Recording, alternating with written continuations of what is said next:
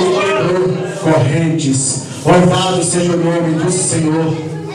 Pedi e dar-se-vos-á.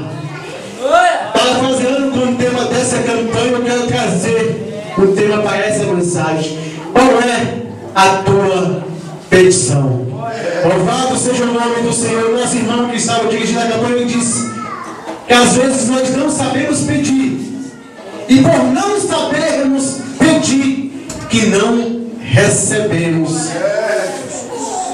Foi isso que ele deixou bem claro, por mais que pareça simples para o irmão. Ele usou a ilustração do seu filho. Mas, irmãos, se nós não sabemos pedir, Deus não responde às nossas petições. A Bíblia diz que o Senhor, Ele não está com seus ouvidos agravados para nos ouvir, muito menos a sua mão encolhida para nos abençoar, para nos ajudar. Mas as iniquidades, o pecado cria barreira entre o homem e Deus. Então, nós já vemos uma dificuldade de Deus ouvir petição de crente, é a barreira do pecado. Há algumas razões em que Deus não ouve petição. Em Salmo 66, verso 18 diz: se eu atender a iniquidade do meu coração, o Senhor não me ouvirá. Louvado seja o nome do Senhor.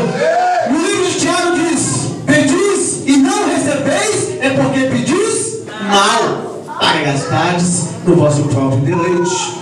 Louvado seja o nome do Senhor. Irmãos, se nós fôssemos trazer aqui versículos de petições não respondidas por Deus, nós iríamos caminhar pela Bíblia. Igual no Provérbios 28 diz: se eu desviar de atender, de ler a lei do Senhor, até a minha oração será abominável. Louvado seja o nome do Senhor. E nessa noite eu pergunto para você: qual é a tua petição? Qual é o teu requerimento?